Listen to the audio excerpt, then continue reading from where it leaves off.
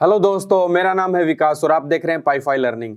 Last class में हमने bending equation drive की थी। आज उसी के ऊपर हम थोड़ा सा एनालिसिस करते हैं। सबसे पहले बेंडिंग इक्वेशन में हम देख लेते हैं कि कौन सी चीज इसमें क्या होती है। मतलब जैसे एम आर है, एम आर क्या है? Moment of resistance. Applied moment नहीं है, ये क्या है? मोमेंट ऑफ रेजिस्टेंस, जो बीम आपका अप्लाइड मोमेंट के अगेंस्ट में लगाएगा।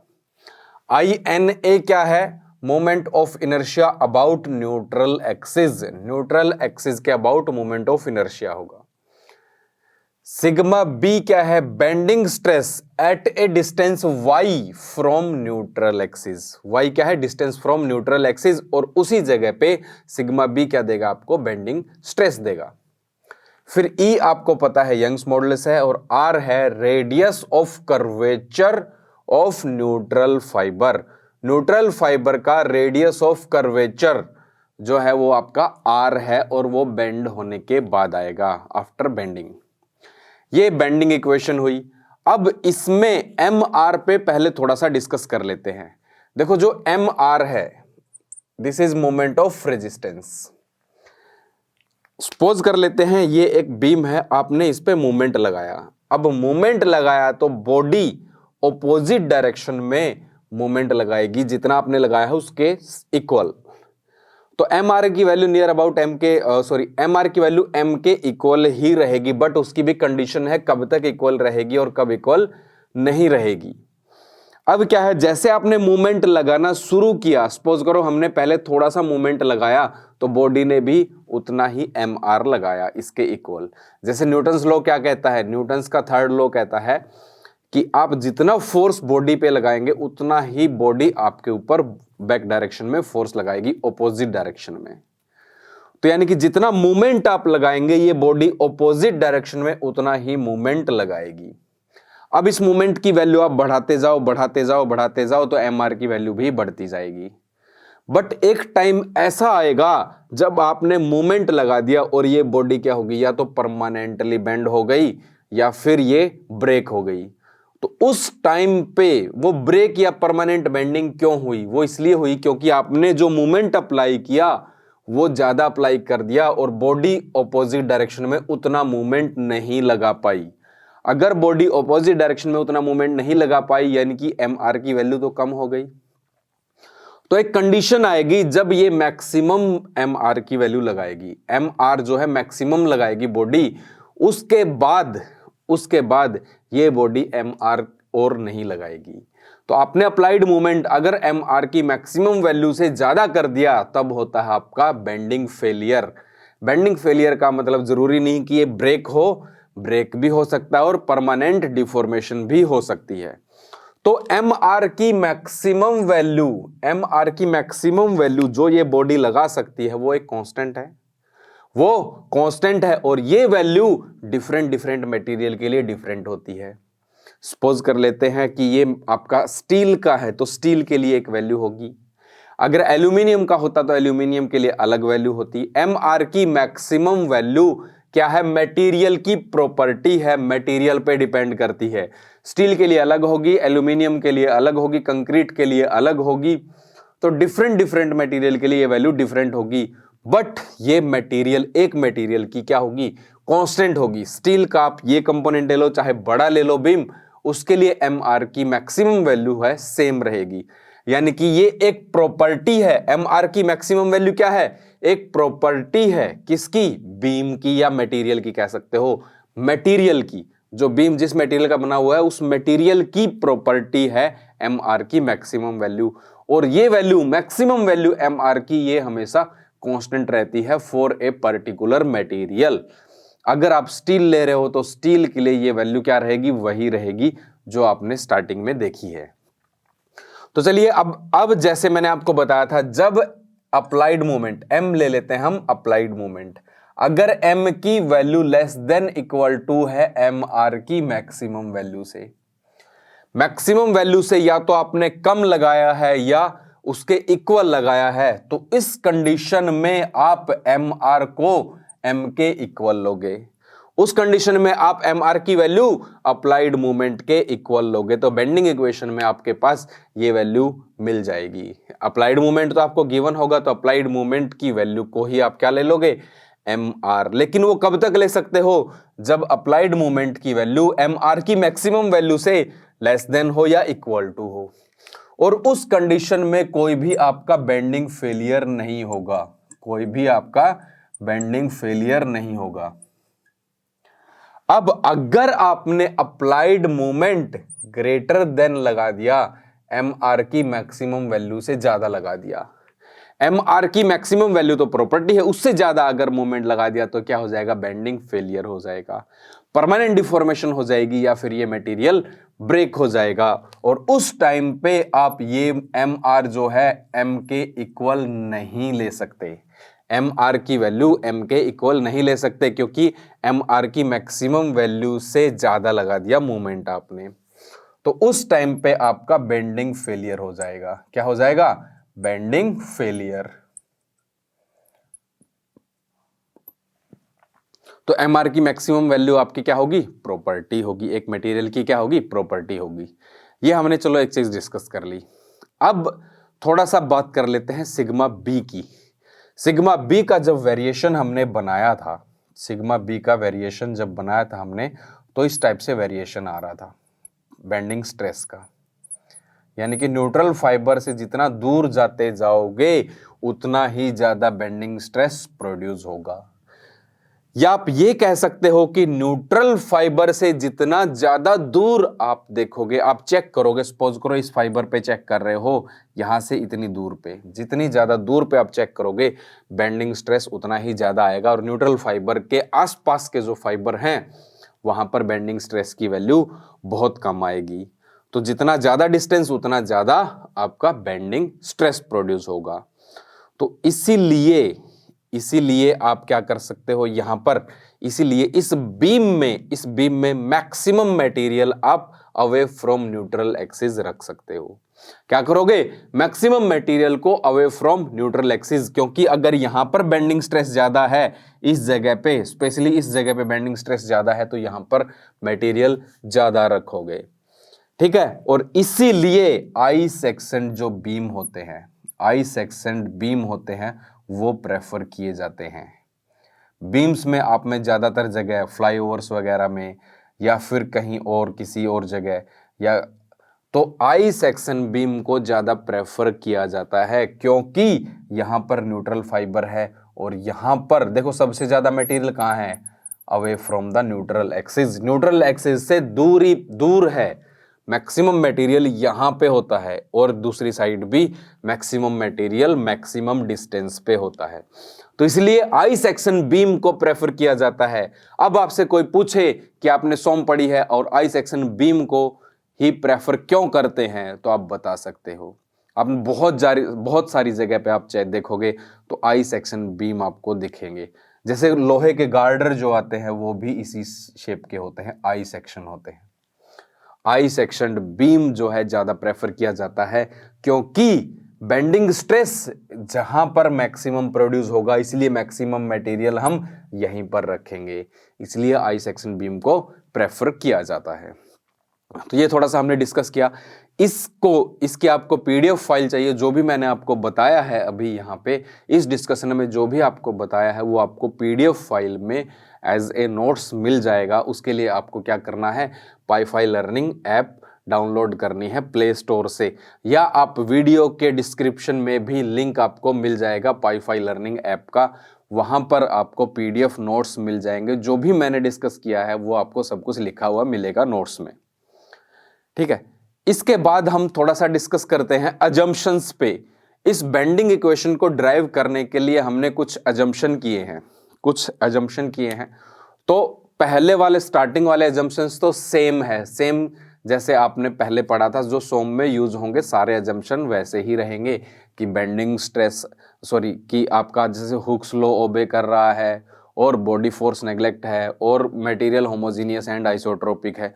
तो इस टाइप के अजम्पशन जो स्टार्टिंग में थे वो आपके सारे होंगे, प्लस इसमें दो अजम्पशन और आ जाते हैं, दो अजम्पशन एक्स्ट्रा अजम्पशन है, और वही इंपॉर्टेंट है आपके यहाँ पे।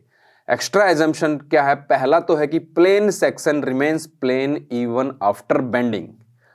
प्लेन सेक्शन बेंडिंग के बाद भी प्लेन रहेगा। जैसे ये फेस था आपका, इस टाइप से हम इसको ऐसे बना लेते हैं कि मान लो ये क्रॉस सेक्शन है या फेस, ये एक इधर होगा बीम के और एक दूसरी तरफ होगा, तो बेंड होने के बाद भी ये प्लेन ही रहे, ये डिस्टॉर्ट होके कुछ ऐसे ना हो जाए, कुछ इस टाइप का ना हो जाए, ठीक है, डिस्टॉर्शन नहीं होनी चाहिए। प्लेन सेक्शन बेंड होने के बाद भी प्लेन ही रहेंगे, ये हमने अज्यूम किया है जब हमने बेंडिंग इक्वेशन ड्राइव की है, ठीक है। दूसरा अजम्पशन जो कि बहुत इंपॉर्टेंट है वो ये है कि हम अज्यूम करेंगे कि यंग्स मॉडुलस जो है आपका यंग्स मॉडुलस आपका टेंशन में और कंप्रेशन में सेम रहेगा, क्योंकि इसमें कुछ फाइबर एक साइड के न्यूट्रल एक्सिस से एक साइड के फाइबर आपके टेंशन में होंगे, दूसरी साइड के कंप्रेशन में होंगे। तो इसमें दोनों आ रहा है, टेंशन भी आ रही है, कंप्रेशन भी आ रही है, और हमने यहां पर यंग्स मॉडुलस की वैल्यू तो से एक ही ली है। तो यंग्स मॉडुलस को हम मान के चलेंगे कि टेंशन और कंप्रेशन में क्या रहेगा? सेम रहेगा। Young's modulus remains same in tension and compression. ये आपका सेकंड एजम्पशन है जो कि बहुत इंपॉर्टेंट है। अब जो सेकंड एजम्पशन है इसके ऊपर थोड़ा सा और डिस्कस करेंगे कि यंग्स मॉडुलस आपका टेंशन और कंप्रेशन में तो सेम नहीं रहता है। जनरली आपका यंग्स मॉडुलस टेंशन और कंप्रेशन में सेम नहीं रहता है, बट फिर भी हमने मान लिया है कि यंग्स मॉडुलस आपका टेंशन और कंप्रेशन में सेम रहेगा। देखो क्या होता है, डक्टाइल मटेरियल के लिए ये वैल्यू यंग्स मॉडुलस जो है नियर अबाउट सेम होता है, एग्जैक्टली सेम नहीं होता, नियर अबाउट सेम होता है टेंशन और कंप्रेशन में। तो उसको हम जो भी डेविएशन है उसको नेग्लेक्ट कर सकते हैं, और अगर उसको नेग्लेक्ट कर दिया तो आप कह सकते हो कि Young's modulus near about same ही है, कोई ज्यादा फर्क नहीं पड़ेगा। बात आती है ब्रिटल मटेरियल की। अब ब्रिटल मटेरियल जैसे कि कंक्रीट, कास्ट आयरन और भी बहुत सारे मटेरियल है, तो ब्रिटल मटेरियल में थोड़ा डिफरेंट होता है। यंग्स मॉडुलस कंप्रेशन में ज्यादा होता है। जब ब्रिटल मटेरियल को आप कंप्रेस करोगे तो वो जल्दी से ब्रेक नहीं होगा। तो यंग्स मॉडुलस की वैल्यू कंप्रेशन में ज्यादा होती है बट टेंशन में कम होती है। अगर ब्रिटल मटेरियल को आप ऐसे खींचोगे तो जल्दी टूट जाएगा। टेंशन में क्या होता है, उसका यंग्स मॉडुलस कम होता है, या कह सकते हो टेंशन में उसकी स्ट्रेंथ कम होती है, बट कंप्रेस करोगे तो जल्दी से नहीं टूटेगा। उस टाइम पे यंग्स मॉडुलस की वैल्यू ज्यादा होती है। अब यंग्स मॉडुलस की वैल्यू कम ज्यादा होती है, लेकिन हमने तो यहाँ पे माना है कि सेम होगी। तो थोड़ा सा देख लेते हैं कि जब बीम बनते हैं कंक्रीट के तो उसमें क्या होता है। देखो कंक्रीट के जब बीम बनेंगे, कंक्रीट के बीम बनते हैं तो उसमें जो आयरन रोड है जिसको आप सरिया बोलते हो, वो सरिया कहां पे डाला जाता है? ये भी बहुत इंपॉर्टेंट थिंग है। देखो क्या होगा, जब बीम इस टाइप से बीम है आपका, चाहे वो फ्लाईओवर का बीम हो, चाहे घर का हो, चाहे किसी बिल्डिंग का हो, इससे कोई फर्क नहीं पड़ता। जो बीम होगा, बीम में हमेशा बेंडिंग इस टाइप से होगी, नॉर्मल सी बात है, बीम में बेंडिंग ऐसे ही होगी क्योंकि ऊपर से फोर्सेस लगेंगे, यहां से कुछ ना कुछ फोर्स आपका लग रहा होगा, तो इस टाइप से बेंडिंग होगी। अब अगर इस टाइप से बेंडिंग होगी तो जो न्यूट्रल एक्सिस है इसके ऊपर वाले फाइबर तो होंगे कंप्रेशन में, और नीचे वाले फाइबर किस में होंगे? टेंशन में। नीचे वाले फाइबर टेंशन में होंगे, ऊपर वाले कंप्रेशन में होंगे। और आप बीम किसका बना रहे हो? कंक्रीट का। बीम कंक्रीट का बना रहे हो, और बीम कंक्रीट जो है वो क्या है? ब्रिटल मटेरियल है, और ब्रिटल मटेरियल कंप्रेशन में स्ट्रांग होता है। ब्रिटल मटेरियल कंप्रेशन में स्ट्रांग होता है बट टेंशन में तो वीक होता है। नीचे के फाइबर तो वीक है, अगर वीक है तो यहां कहीं भी क्रैक हो सकता है, यहां क्रैक हो जाए और बीम आपका फेल हो जाए। एक बार क्रैक स्टार्ट हो गया तो उसके बाद आपका बीम टूट सकता है। तो भाई जब टेंशन में यहां पर कम है तो क्या करेंगे? फिर टेंशन में अगर यंग्स मॉडुलस आपका कम है या टेंशन में इसकी स्ट्रेंथ कम है तो क्या करेंगे? इसकी स्ट्रेंथ को बढ़ाने के लिए यहां पर क्या डालेंगे? सरिया डालेंगे। क्या डालेंगे? सरिया, आयरन रोड डालेंगे। तो इसीलिए बीम में, जब भी बीम होता है, या सिंपल है, आप घर में लेंटर भी लगाते हो, किसी बिल्डिंग का लेंटर जो छत लगती है कंक्रीट की, उसमें सरिया जो हमेशा नीचे होता है, ऊपर नहीं होता, नीचे की तरफ होता है, जहां पर जो फाइबर आपके टेंशन में आएंगे वहां पर हम सरिया लगाते हैं। अगर ऊपर लगा दिया, कंप्रेशन में तो पहले ही स्ट्रॉन्ग है, ऊपर लगा दिया तो ज्यादा फर्क नहीं पड़ेगा। लेकिन होता क्या है, जब बीम बनाते हैं तो ज्यादा सरिया नीचे लगाते हैं ताकि इसका यंग्स मॉडुलस काफी ज्यादा इंक्रीज हो जाए, और ऊपर भी लगाते हैं, ऊपर कम लगाते हैं, या ये कह सकते हो कि जो मोटे वाला सरिया डालते हैं वो नीचे डालते हैं, पतले वाला ऊपर डालते हैं। तो ज्यादा सरिया नीचे लगाना पड़ता है क्योंकि नीचे के फाइबर किसमें है, टेंशन में है। तो इसीलिए याद रख लेना, सिविल इंजीनियर्स भी देख सुन लेना ध्यान से, कभी सरिया आप ऊपर उठा दो, ऊपर उठा दिया तो नीचे टेंशन में सरिया नहीं रहेगा, और टेंशन में अगर सरिया नहीं रहेगा तो आपका बीम जो है या फिर छत बना रहे हो जो भी घर की, वो फेल हो जाएगी, वो टूट जाएगी। तो इसलिए सरिया नीचे की तरफ रहता है। अगर ये इतना मोटा आपका बीम है, इस टाइप से ये बीम है, तो सरिया नियर अबाउट यहाँ पे रहता है, इस जगह पे ज्यादा सरिया यहाँ पे रहता है, ऊपर भी थोड़ा बहुत दे देते हैं। और छत जब लगती है, लेंटर लगता है, तो मैक्सिमम सरिया आपका नीचे ही रहता है, इस जगह पे। तो सरिया नीचे रहेगा क्योंकि नीचे आपको स्ट्रेंथ इंक्रीज करनी है, पहले स्ट्रेंथ कम थी, टेंशन में स्ट्रेंथ कम होती है ब्रिटल मटेरियल की, उसको बढ़ाने के लिए हम क्या डालेंगे यहाँ पर, आयरन रोड या सरिया जिसको बोलते हो आप, सरिया आप यहाँ पे नीचे डालोगे। ठीक है, आई होप ये आपको समझ में आया होगा, तो कभी आप डिजाइन में कभी भी गलती नहीं करोगे। हाँ, सरिया यहां डालने के बाद, नीचे डालने के बाद, अब आप कह सकते हो कि इसका यंग्स मॉडुलस यहाँ पे इंक्रीज हो गया है, और अगर इंक्रीज हो गया है नीचे वाला और ऊपर वाला तो पहले ही ठीक था, तो यंग्स मॉडुलस टेंशन और कंप्रेशन में क्या है, सेम है। इसलिए हम मान के चलते हैं बेंडिंग इक्वेशन में कि यंग्स मॉडुलस जो है आपका टेंशन और कंप्रेशन में सेम रहता है, क्योंकि जब टेंशन में अगर कम होता है तो उसको हम इंक्रीज कर लेते हैं। कंक्रीट के केस में स्पेशली क्या करते हैं, सरिया डाल देते हैं। ठीक है, आई होप ये समझ में आ गया होगा। अब इसका थोड़ा सा एनालिसिस हम बेंडिंग इक्वेशन का करते हैं। एनालिसिस करने से पहले भी हम कुछ बेसिक टर्म्स देख लेते हैं। बेसिक टर्म्स का मतलब क्या है, देखो, जैसे सबसे पहले permissible stress, permissible stress, permissible stress जो होता है वो होता है failure stress divide by N, N है आपका फैक्टर ऑफ सेफ्टी। अब फेलियर स्ट्रेस कैसे निकाला जाता है, जैसे टेंसाइल टेस्ट किया आपने, एक तो यील्ड पॉइंट आया, यील्ड पॉइंट पे जो स्ट्रेस की वैल्यू आएगी उसको बोलते हैं yield strength, yield strength YS लिखते हैं। या एक मैक्सिमम स्ट्रेस की वैल्यू आई थी, क्या आई थी, अल्टीमेट टेंसाइल स्ट्रेस या स्ट्रेंथ UTS। तो या तो देखो, फेलियर स्ट्रेस का मतलब, फेल का मतलब मैं पहले भी बता चुका आपको, फेल का मतलब हमेशा ब्रेक होना नहीं होता है, और डिपेंड करता है कंपोनेंट टू कंपोनेंट। अगर मान लो मेरे पास ये है रफ कंपोनेंट, अगर ये थोड़ा सा बेंड भी हो जाएगा परमानेंटली तो भी मेरा काम चल जाएगा। बट कुछ जगह प्रिसीजन की जगह ऐसी होती है जहां पर थोड़ा सा भी बेंड हो जाएगा तो काम नहीं चलेगा। अगर थोड़ा सा परमानेंट बेंडिंग या परमानेंट डिफॉर्मेशन को ही आप क्या बोलते हो, परमानेंट डिफॉर्मेशन होते ही आप उस पार्ट को अगर चेंज कर दोगे, जैसे इंजन में कनेक्टिंग रोड होती है, अगर वो थोड़ी सी भी बेंड हो जाए तो इंजन आपका सही से काम नहीं करता। थोड़ी सी भी बेंड हो जाए तो परमानेंट डिफॉर्मेशन स्टार्ट होते ही मटेरियल आपका फेल हो जाएगा, तो उस टाइम पे क्या लेंगे, यील्ड स्ट्रेंथ। उसके बाद अगर मान लो ऐसा है कि जैसे चारा काटने वाली मशीन है, उसमें थोड़ा बहुत डिफॉर्मेशन हो भी जाए तो भी अपना काम चलता रहेगा, तो उस टाइम पे जब तक वो पार्ट ब्रेक नहीं होगा तब तक हम उस पे काम करते रहेंगे। उस टाइम पे क्या लेंगे हम, अल्टीमेट टेंसाइल स्ट्रेंथ को क्या लेंगे, फेलियर स्ट्रेस। तो इसको भी ले सकते हो, इसको भी ले सकते हो। ये टेंशन में है, ऐसे ही कंप्रेशन में होंगी, ऐसे ही शियर में होंगी। तो टोटल 6 टाइप की स्ट्रेंथ आएगी, yield strength in tension, ultimate tensile stress, ऐसे ही यील्ड स्ट्रेंथ इन कंप्रेशन, ऐसे ही अल्टीमेट कंप्रेसिव स्ट्रेंथ UCS हो जाएगी, ये YSC हो जाएगी, yield strength in compression, ultimate compressive strength, ऐसे ही yield strength in shear YSS, और ऐसे ही अल्टीमेट शियर स्ट्रेंथ इस टाइप से हो जाएंगी आपकी।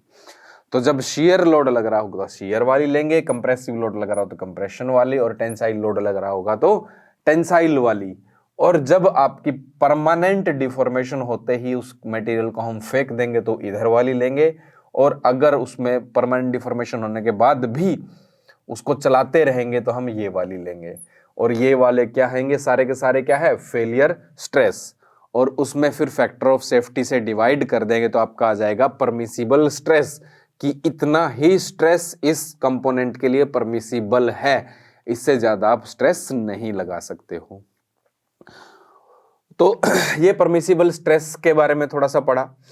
अब किसी भी पार्ट को डिजाइन करने के दो क्राइटेरिया होते हैं, दो क्राइटेरिया होते हैं जिनको बोलते हैं हम डिजाइन क्राइटेरिया।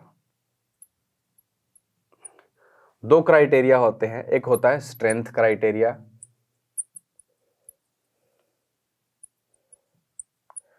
स्ट्रेंथ क्राइटेरिया पे स्ट्रेंथ क्राइटेरियन भी बोलते हैं। स्ट्रेंथ क्राइटेरियन का मतलब ये होता है कि सिग्मा इंड्यूस जो स्ट्रेस हुआ है वो आपका लेस देन और इक्वल टू होना चाहिए परमिसिबल स्ट्रेस से, और परमिसिबल स्ट्रेस की वैल्यू आप यहां से निकाल लोगे। परमिसिबल स्ट्रेस से इंड्यूस स्ट्रेस हमेशा कम या उसके इक्वल होना चाहिए। और इंड्यूस स्ट्रेस, जैसे सपोज करो सिंपली आप ले रहे हो कि यहां पर एक फोर्स लगा रहे हो और आप F फोर्स लगा रहे हो और यहां पर आप इसकी देख रहे हो, तो फोर्स पर यूनिट एरिया लोगे, this is less than equal to sigma permissible. और एरिया को आप लिख लोगे, क्या लिख लोगे, π/4, तो 4 ऊपर चला जाएगा, 4F ऊपर हो जाएगा, नीचे d² less than equal to sigma permissible. और यहां से जब आप कैलकुलेट करोगे F की वैल्यू आपको गिवन होगी कि फोर्स कितना लग रहा है, तो यहां से आप D की वैल्यू निकाल सकते हो। तो ये D की वैल्यू इस टाइप से देगा, D greater than equal to some value, D is greater than equal to some value, यानी कि D की मिनिमम वैल्यू दे देगा कि इतना डायमीटर आपको लेना ही लेना है, इस मटेरियल के लिए इतना मिनिमम डायमीटर आपको लेना है, इससे ज्यादा आप डायमीटर ले सकते हो, थोड़ा बहुत ज्यादा आप ले सकते हो, मिनिमम इतना तो लेना ही लेना है। तो इस टाइप से आपको ये डायमेंशन देगा। ये स्ट्रेंथ क्राइटेरिया हुआ, यहां पे आप डिजाइन कर सकते हो। दूसरा होता है, सेकंड क्राइटेरिया होता है rigidity criteria. Rigidity criterion, rigidity criterion ने क्या क्या होता है कि जो इंड्यूस्ड डिफॉर्मेशन या deflection should be less than equal to permissible deformation, कि भाई इतनी डिफॉर्मेशन नहीं होनी चाहिए, डिफॉर्मेशन या डिफ्लेक्शन कह सकते हो। अब डिफॉर्मेशन जैसे सिंपली ये यही फोर्स लग रहा है, F लग रहा है, तो आपको पता है डेल्टा की वैल्यू हम निकालते थे FL/AE, ये फॉर्मूला था हमारे पास, FL/AE डिफ्लेक्शन निकालते थे। और A की वैल्यू अगर पुट कर दोगे तो FL, A की जगह क्या लिखोगे, π/4, 4 ऊपर चला जाएगा, d² इंटू E। तो यानी कि ये वैल्यू आप यहां पे रख सकते हो, delta deflection induce should be less than equal to delta permissible.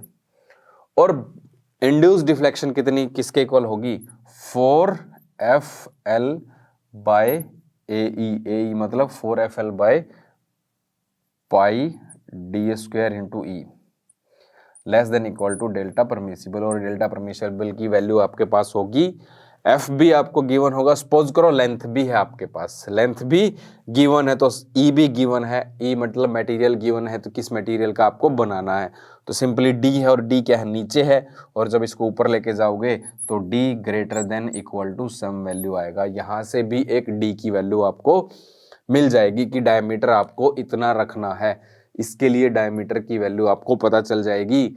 तो ये दो क्राइटेरिया होते हैं जिन पे हमारा डिजाइन होता है। तो डिजाइन के लिए हम चेक कर सकते हैं इस टाइप से। अब ये पढ़े हैं क्योंकि हम इसका एनालिसिस करेंगे तो उसमें भी बीच में ये सब चीजें आएगी हमारी। तो अब इस इक्वेशन का हम एनालिसिस शुरू करते हैं।